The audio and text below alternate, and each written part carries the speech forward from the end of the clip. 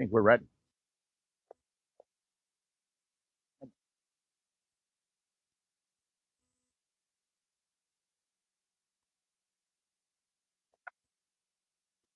You good, Thomas? All right. First of all, let me thank everyone for joining us today in front of uh, Roxbury Correctional Institution, RCI, as we announce the culmination of a collaborative effort that has unveiled a web of corruption and criminality resulting in the indictment of 15 people. But before I offer my prepared remarks, I really just want to say this first and foremost, really. I want to thank the men and women who are our correctional officers. I want to thank the men and women who work in our correctional facilities and institutions around the state of Maryland. It's a difficult job, uh, and I understand that, and I appreciate your sacrifice and your commitment. And so I wanted to make sure that before I speak about our announcements, about our indictments, uh, that I acknowledge the good work. Appreciate you. I'm joined today by Secretary Carolyn Scruggs, Department of Public Safety and Correctional Services. I thank you for your leadership. You're a wonderful client to have. And our DEA Special Agent in Charge, Gerard Bourget. Thank you for your work. Washington County Sheriff Brian Albert and members of the Washington County Narcotics Task Force. These indictments expose the brazen and audacious actions of the individuals who I'll describe, revealing a dark underbelly that extends far beyond the confines of Roxbury and infiltrating our hospitals, threatening our neighborhoods, and luring average citizens into becoming accomplices in a dangerous web of organized crime. Make no mistake, crimes that are committed behind locked prison gates are as much of a danger and a threat to our society and our communities as crimes that are committed in neighborhoods.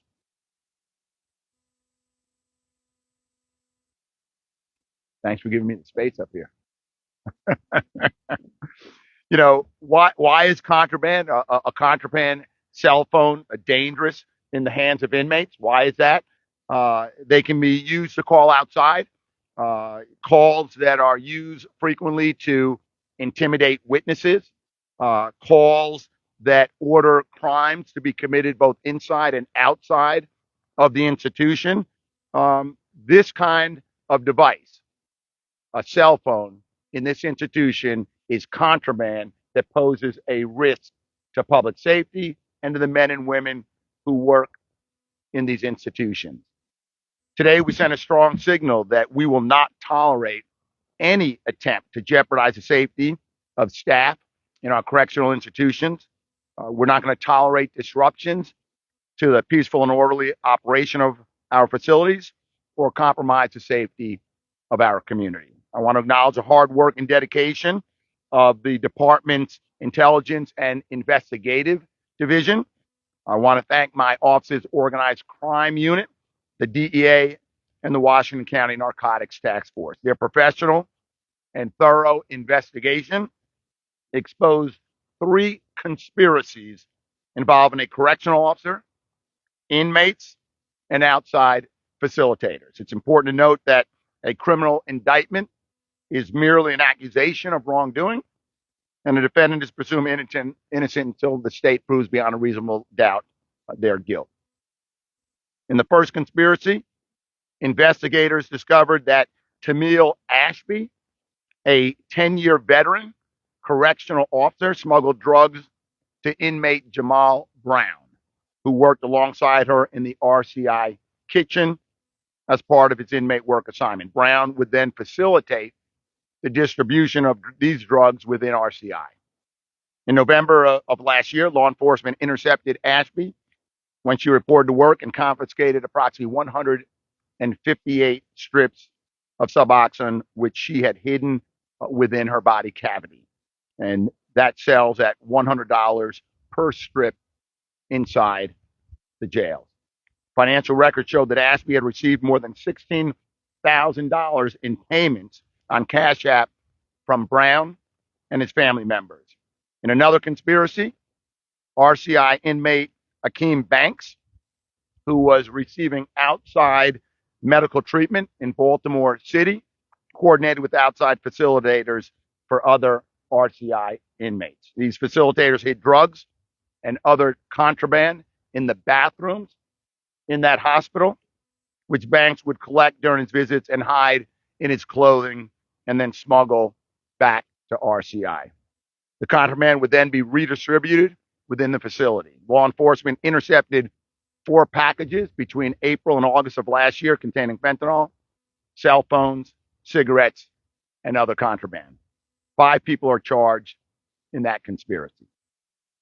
In the third conspiracy, RCI inmate Jose Tapia solicited others on Instagram, offering to compensate anyone who would be willing to fly drones over the RCI fence to deliver drugs and other contraband for him to distribute within the facility. During that investigation in September of last year, law enforcement interrupted an attempted drone delivery, resulting in the arrest of Guy Austin and Maya Scott.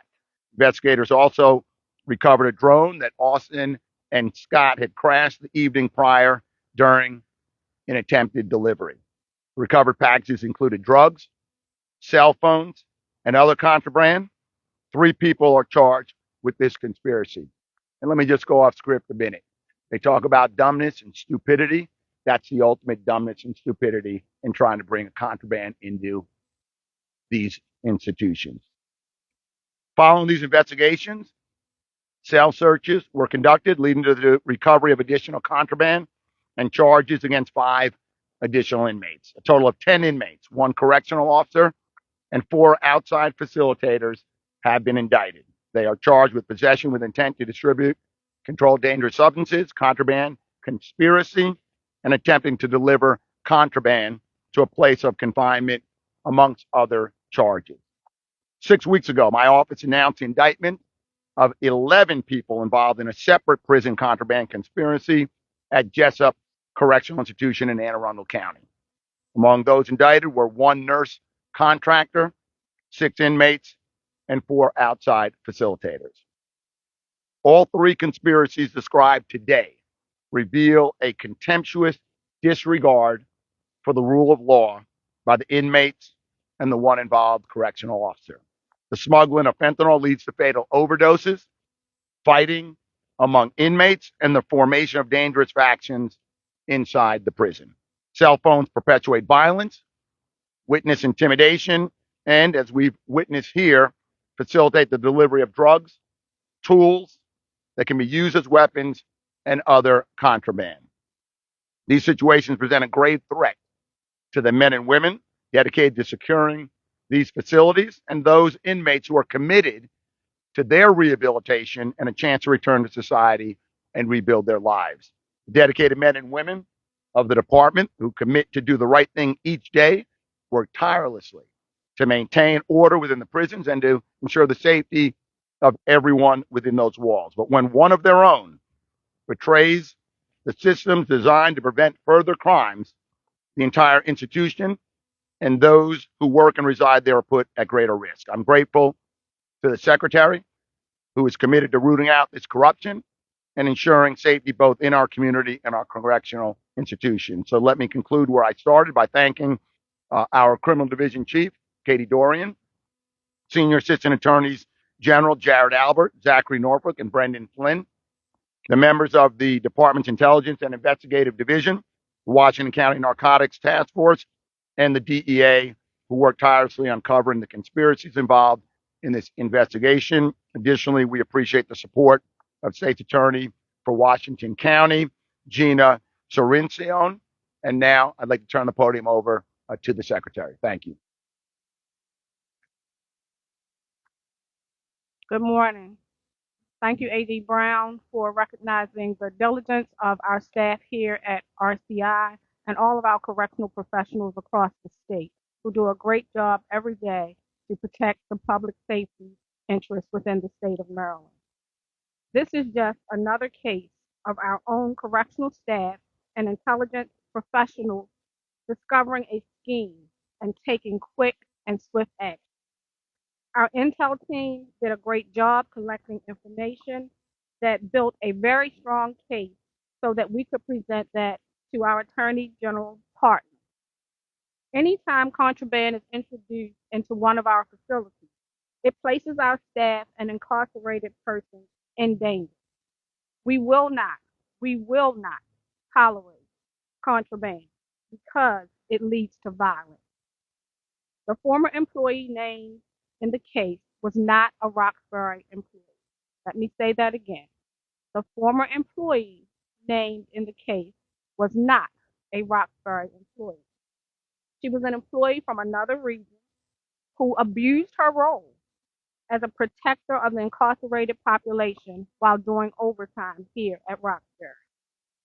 This unfairly casts a negative light on the wonderful men and women who come here to Roxbury every day and do a great job to take care of the control and custody of those under our supervision. We continue to make great strides in reducing contraband thanks to our alert staff, our well-trained intelligence personnel, and strong partners with law enforcement, prosecutors, and the Attorney General's office. As a former correctional officer myself, I can attest to the danger that can arise when anyone introduces contraband into a facility. I can also confidentially say that the vast majority of our employees are dedicated and committed to keeping their coworkers and the incarcerated population safe. Again, I want to thank Roxbury Correctional staff for all they did and our Intelligence and Investigation Division detectives for discovering this plot, and also our partners at the Attorney General's office for moving swiftly to bring this case before the grand jury. Thank you, and I'd like to introduce DEA in charge Agent Gerard Forget.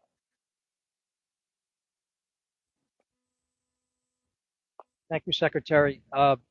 First and foremost, I want to congratulate our partners at the Attorney General Organized Crime Unit, the Department of Public Safety and Correctional Services, the Washington County Narcotics Task Force, and the DEA Hagerstown Resident Office for their fine work. The United States is experiencing the most severe drug poisoning crisis in its history, primarily driven by the spread of fake pills containing fentanyl. Illicit controlled substances like fentanyl continue to flood our country at an alarming rate, and no communities or institutions are immune from its devastation, including here in Maryland. The efforts outlined today by Attorney General Brown demonstrate that by working together, we are systematically dismantling street gangs and the drug trafficking networks that cause violent crime and deaths in our communities. Multi-agency collaboration is fundamental to reducing violent drug-related crimes and holding these offenders accountable that ultimately ensure the safety of our neighborhoods. The DEA resources and expertise are always available to our counterparts. By taking these actions, we are sending a clear message to members of drug trafficking organizations, their leaders, and anyone facilitating their illegal endeavors and activities that their actions are unacceptable. We must continue our efforts until we no longer see illicit drug distribution and gang violence in our communities. Thank you. I'll turn it back to AG Brown. We'll open up for any questions.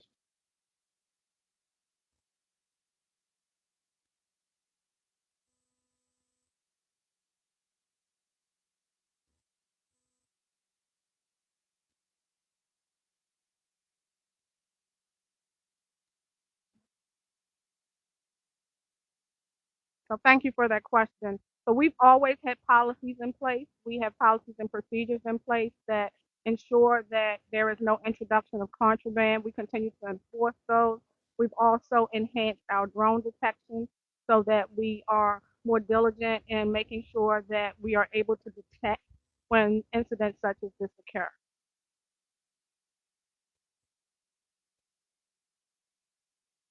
That is statewide through all of our prisons and jails.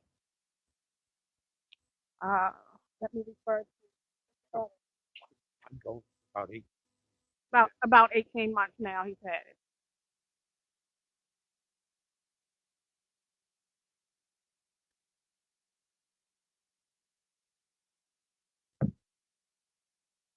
We have not had a rash of overdoses.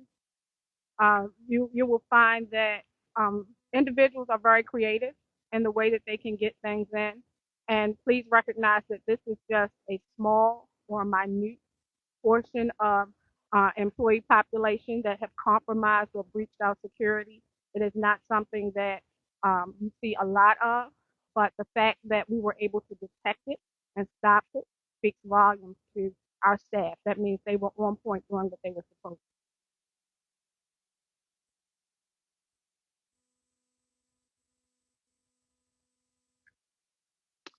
That still is part of an ongoing investigation, so I can't discuss that right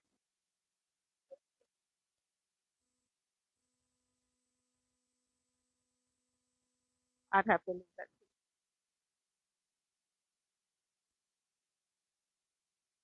That investigation remains ongoing.